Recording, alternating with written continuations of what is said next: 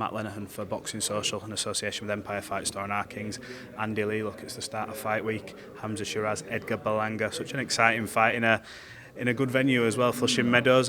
Just talk to me, how excited are you for you sort of this sort of a little new version of Hamzah Sheeraz? You've had him now for X amount of time, but looking forward to it. And it's not an easy fight he's jumping into for the first one in division, is it? No, he's right into a big fight, a difficult fight. But it's a great challenge, and he's well up for it. He's trained very hard. He's trained extremely hard, and he's improved a lot, I believe, from the first day to now. He's progressed a lot, and just have to wait and see now on Saturday.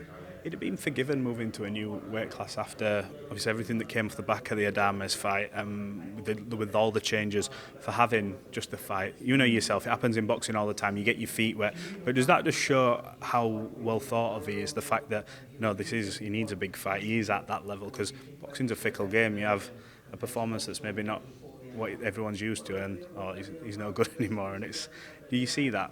Yeah, well, like, you come back in the comeback fight and no one's excited about it, no one's really talking about it, it's not that appealing. He fought, he had a tough fight, but he fought Carlos Adames, the WBC middleweight champion of the world, you know what I'm saying?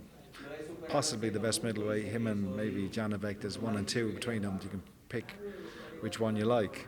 Now he's coming back and he's fighting Berlanga, one of the top 5 super middleweights in the world.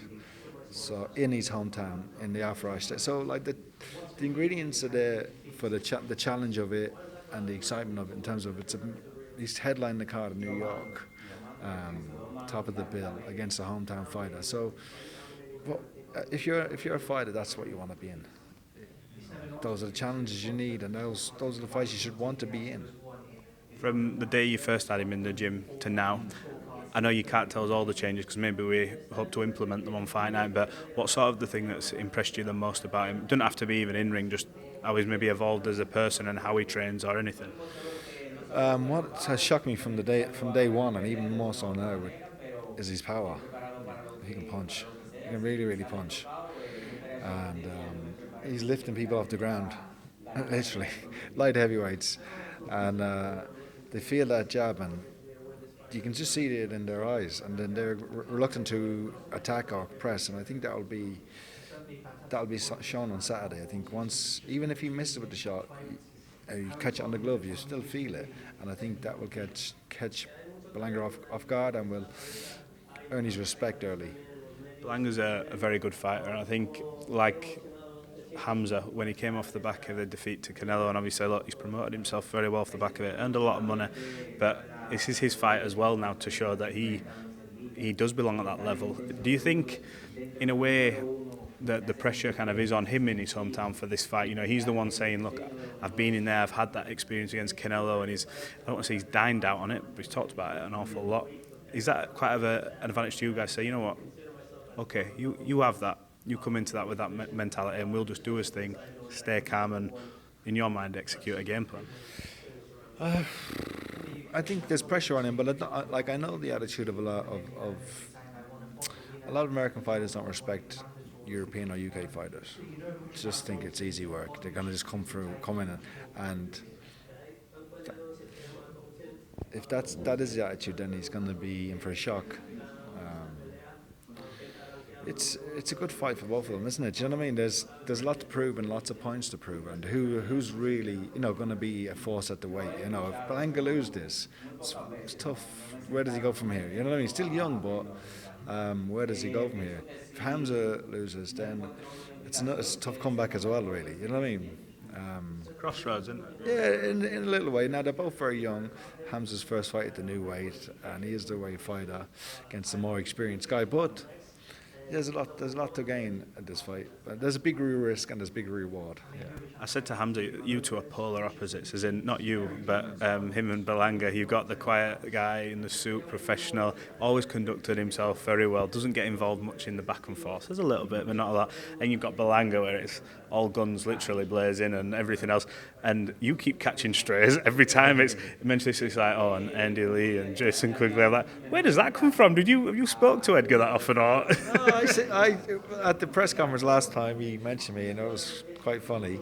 And then I see him outside the hotel. I come up behind him, grabbed him, just jokingly. What did he do? We just laughed. We just laughed. I have nothing against him, and I don't know. I don't think he has anything against me. Just it's good. I like him as a person and as a character for the sport because we need people like this. You need people to generate publicity and characters. Boxing's losing us all its characters, and he's just one of the last remaining ones. I was just about to say, boxing's on this wheel at the minute where we're seeing all these young fighters come through, and obviously everyone knows the fighters that are maybe on the tail end of their careers. But is that a worry to you when you see these next lot coming through? Are you sort of like, right, where's it going to come from? Where's that superstar talent? Yeah, there's still a few. There's always going to be younger, better fighters coming through. And in loads of ways you can't hang around in the sport for these fighters, but it's a great thing. There's a lot of good young fighters coming through, but we do need characters, we need personalities, and that's what makes the sport great, because people's character, as I said many times, is how they fight. Their styles are reflected in their character, so we need these different styles and different characters. Let me just ask you, we've seen Paddy Donovan and Crocker. Apparently we're getting close to something being announced. How's Paddy going anyway? Is he training away? I suppose we're hearing for a world title. I know it's not official yet, but we're hearing it will be. So do you look at that maybe, I don't want to say as a blessing in disguise, but look and go, everything happens for a reason? Yeah, when you look at what happened at the first fight and how disappointed it was and how down in the dumps and depressed he was after it, for a long period of time. He never left the house because he didn't want to, it was pretty tough for him, And for me, it doesn't feel like a loss, but he took it very hard. So, I said to him, God is good, and it worked out for him in the end. Now they got the rematch, and it's bigger than it ever was. But it brings its own challenges. Crocker will be a lot better, and to be fair to Crocker, none of his team wanted the rematch, but Crocker did. He was the one who pushed for it. I've got to say, I remember speaking to you immediately after the fight, and I know the mood, and you were like, they're not going to take that fight. You said they're not going to take that fight. Yeah, well, I didn't, and then they weren't, but only for Crocker and also the IBF band-aided it. You know what I mean? So. The kind of hand was fought. They kind of got pushed into it, but I knew Crocker was well up for it. So he's going to come with a lot of motivation to prove himself.